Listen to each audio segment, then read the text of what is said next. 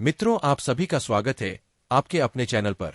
मित्रों, यदि आप सभी एक महिला है और रोजाना सुबह 7 बजे से दोपहर 12 बजे के बीच कपड़े धोती है, तो कृपया इस वीडियो को पूरे ध्यान से देखिएगा, क्योंकि हो सकता है कि आप सभी जाने अनजाने में एक ऐसी गलती कर रही हो जो आपके पूरे परिवार के जीवन को प्रभावित कर सकती है। यह गलती इतनी गंभीर हो सकती है कि आपके पति के जीवन पर संकट आ जाए, घर में दरिद्रता का वास हो जाए, सुख शांति समाप्त हो जाए और यहां तक कि अकाल मृत्यु तक का खतरा मंडराने लगे।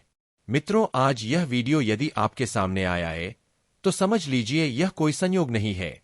इसका सीधा अर्थ है कि कहीं न कहीं आप सभी से कोई ऐसा कर्म हो रहा है जो शास्त्रों के विरुद्ध है, जिसके कारण आपके जीवन में बार बार कष्ट, क्लेश और दुर्भाग्य दस्तक दे रहा है।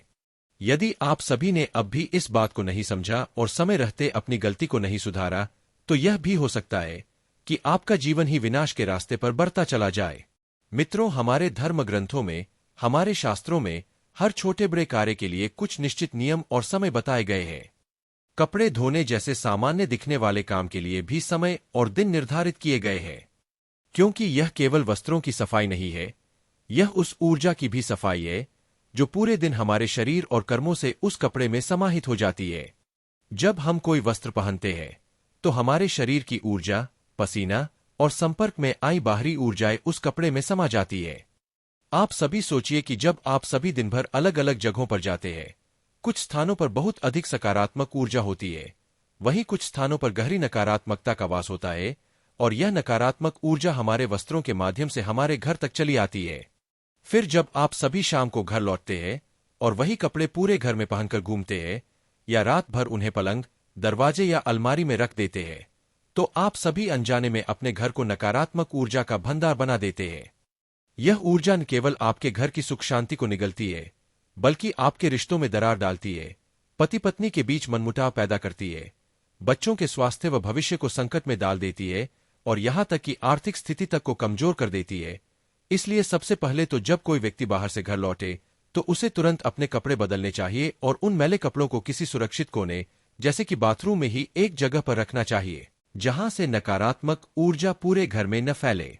और महिलाओं को यह विशेष रूप से ध्यान रखना चाहिए कि सुबह जब वे कपड़े धोए तो उन कपड़ों में थोड़ा सा गंगाजल अवश्य डाले।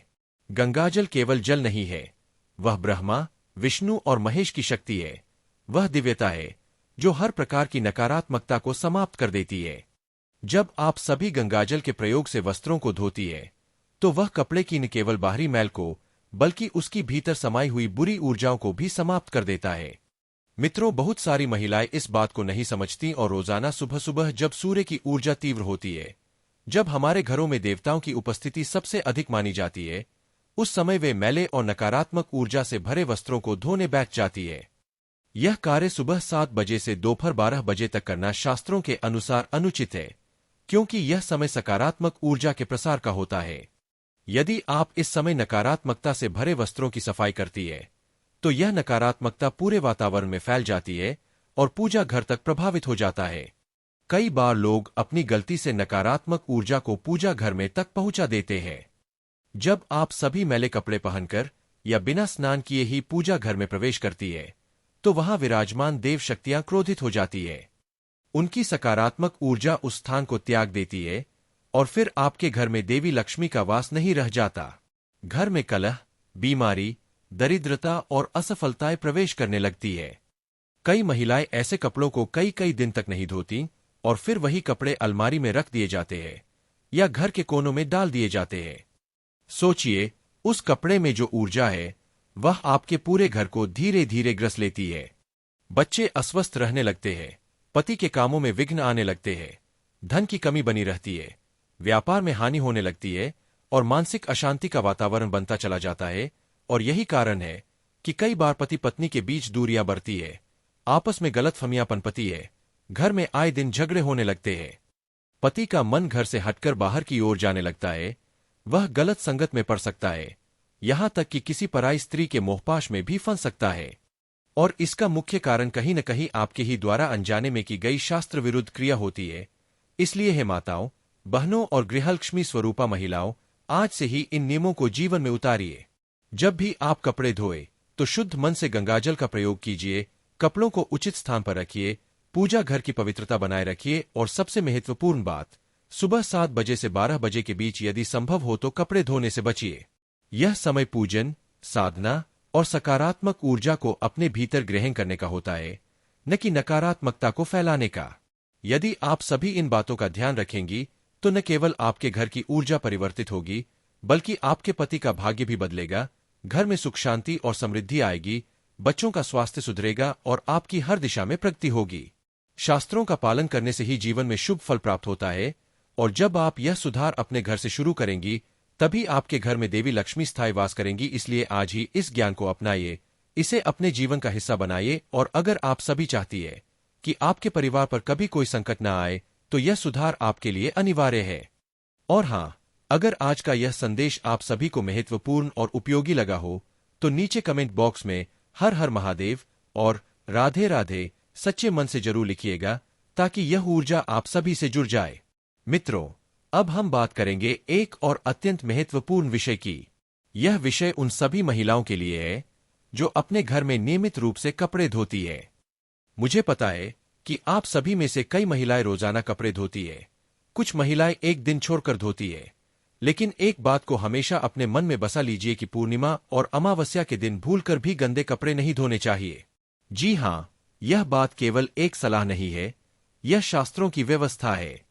हमारे पुराणों, धर्म ग्रंथों और शास्त्रों में इन दोनों तिथियों को अत्यंत पवित्र और विशिष्ट बताया गया है। पूर्णिमा का दिन देवताओं की आराधना, ध्यान, पूजन और मन की शुद्धि के लिए होता है। वहीं अमावस्या का दिन पितृतर्पण, ध्यान और आत्मिक साधना के लिए माना गया है। विशेषकर अमावस्या के दिन को पितरों का दिन कहा गया है, और इस दिन यदि आप गृह कार्यों में जैसे कपड़े धोने जैसे कर्मों में लिप्त रहती है तो यह कार्य सीधे सीधे पितरों का अपमान माना जाता है। इससे आपके पितरों को कष्ट होता है और फिर वे नाराज होकर आपके जीवन में तरह तरह की परेशानियां उत्पन्न कर सकते हैं। यदि आप सभी को कपड़े धोने ही है तो कृपया एक दिन पहले पूरे घर के कपड़े धो डालिए, लेकिन अमावस्या या पूर्णिमा के दिन इस कार्य को टाल दीजिए। यह केवल एक नियम नहीं है, बल्कि आपकी आत्मा की शुद्धि, आपके पितरों की प्रसन्नता और घर की समृद्धि के लिए एक अत्यंत आवश्यक उपाय है। मित्रों, अब एक और गलती की ओर आपका ध्यान दिलाना चाहूंगा। कई महिलाएं हैं जिन्हें सुबह समय नहीं मिलता तो वे शाम के समय कपड़े धोती है।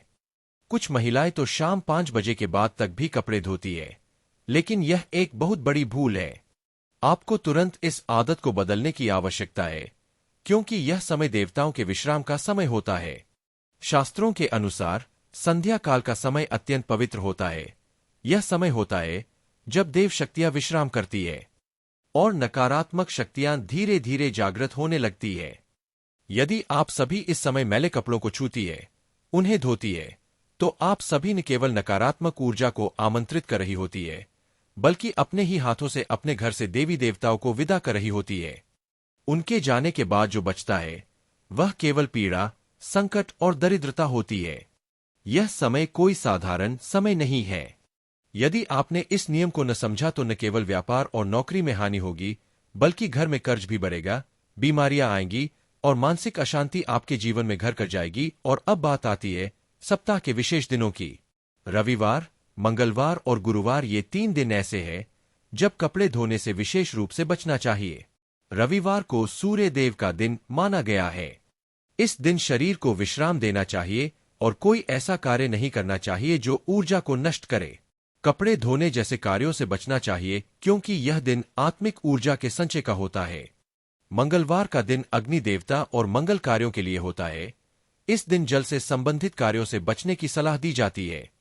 और गुरुवार बृहस्पति देवता का दिन होता है। यह दिन धार्मिक कार्यों, ज्ञान, साधना और पूजा के लिए माना गया है। इस दिन घर के गंदे कपड़े धोना न केवल अनुचित होता है, बल्कि यह बृहस्पति देव की कृपा को दूर कर सकता है। मित्रों, अब एक और गंभीर बात जो अक्सर लोग नजरअंदाज कर देते हैं वह यह कि कई लोग रात के समय कपड़े बाहर सुखा देते हैं। खासकर महिलाएं कपड़े धोकर उन्हें रात भर छत पर या बाहर खुले में छोड़ देती है। यह आदत आपके घर की सकारात्मक ऊर्जा को समाप्त कर सकती है। रात के समय राहुकेतु की छाया धरती पर सबसे अधिक प्रभाव डालती है। यदि कोई कपड़ा इस समय खुले में रहता है तो उसमें नकारात्मकता समा जाती है, और वह वस्त्र जब भी आप पहनते हैं तो वह कपड़ा आपके मन, मस्तिष्क और जीवन पर उसी नकारात्मक ऊर्जा का प्रभाव डालता है।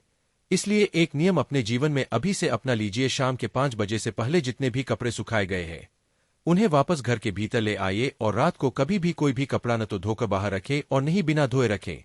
यदि किसी कारणवश कोई कपड़ा रात भर बाहर रह भी गया है तो उसे अगली सुबह पहनने से पहले उस पर गंगाजल छिड़किए, उस पर कपूर का धुआं दीजिए और सूर्य की थोड़ी सी धूप में उसे रखिए, तभी उस कपड़े की नकारात्मकता समाप्त हो सकेगी।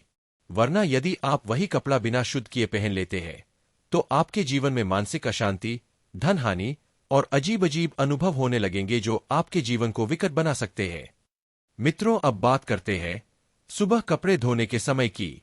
बहुत सारी महिलाएं सुबह जल्दी उठकर 5 या 6 बजे ही कपड़े धोने लग जाती है, लेकिन यह भी एक गंभीर गलती है। सुबह 4 बजे से लेकर 7 बजे तक का समय देवी देवताओं के आगमन का समय माना जाता है। यह समय बेहद पवित्र होता है। इस समय नकारात्मकता नहीं बल्कि साधना और ईश्वर का स्मरण किया जाना चाहिए। यह ब्रह्मा मुहूर्त का समय है जब संपूर्ण सृष्टि में सकारात्मक ऊर्जा का संचार होता है। यदि आप इस समय गंदगी वाले कार्यों में लिप्त होती है तो इसका सीधा असर आपके घर की शुद्ध ऊर्जा पर पड़ता है। इसलिए जब तक संभव हो सुबह 8 बजे से पहले कपड़े धोने से बचिए। यदि आप सभी को कपड़े धोने ही है तो सुबह 8 बजे के बाद से लेकर दोपहर 12 बजे के बीच यह कार्य कर सकती है। यह समय उपयुक्त माना जाता है क्योंकि तब तक ब्रह्मा मुहूर्त समाप्त हो चुका होता है और वातावरण की ऊर्जा स्थिर हो जाती है। लेकिन सुबह के पवित्र समय में गंदगी के संपर्क में आने से बचना ही आपके लिए श्रेष्ठ रहेगा। कृपया इन नियमों को केवल सुने नहीं, इन्हें आत्मसात कीजिए, इन पर चलिए, इन्हें अपने जीवन में उतारिए, क्योंकि यह केवल नियम नहीं है, यह आपकी आत्मा की शुद्धि, आपके परिवार की रक्षा और आपके भविष्य की दिशा को बदलने वाले सिद्धांत है। जो महिलाएं इन बातों को समझ जाती है उनके घर में न केवल सुख शांति का वास होता है बल्कि देवी लक्ष्मी स्थायी रूप से निवास करने लगती है। उनके घरों से दरिद्रता, क्लेश और दुर्भाग्य कोसों दूर हो जाते हैं। तो मित्रों, आज से ही इन बातों को अपने जीवन का नियम बनाइए। जब आप सभी इन बातों का पालन करेंगी तभी आपके जीवन में स्थायित्व, समृद्धि और सौभाग्य का उदय होगा। और यदि आज की यह जानकारी आपके लिए उपयोगी रही हो तो नीचे सच्चे मन से हर हर महादेव और राधे राधे अवश्य लिखिएगा ताकि यह संदेश और अधिक लोगों तक पहुंचे और उनका जीवन भी शुभ हो जाए। तो मित्रों, अभी तक मैंने आप सभी को कुछ ऐसी गलतियों के बारे में बताया जिनसे यदि आप सभी बच जाए तो आपके जीवन में आने वाली कई कठिनाइयां टल सकती है। लेकिन अब प्रश्न यह उठता है कि आप सभी करें क्या? किस तरह से कार्य करें कि आपके पति को उन्नति मिले, व्यापार में जबरदस्त सफलता मिले, नौकरी में मनचाहा प्रमोशन मिले, आपके घर में लक्ष्मी का स्थायी वास हो और धन दौलत की कभी कोई कमी न हो? तो मित्रों, आज मैं आप सभी को ऐसे 2 छोटे छोटे लेकिन अत्यंत चमत्कारी उपाय बताने जा रहा हूं जो स्वयं महाराज जी द्वारा बताए गए हैं। इन उपायों को आप सभी रोजमर्रा की जिंदगी में आसानी से अपना सकती है। इनका प्रभाव धीरे धीरे नहीं बल्कि शीघ्रता से दिखाई देगा, लेकिन एक शर्त है, इन उपायों को पूरी श्रद्धा और विश्वास के साथ कीजिए।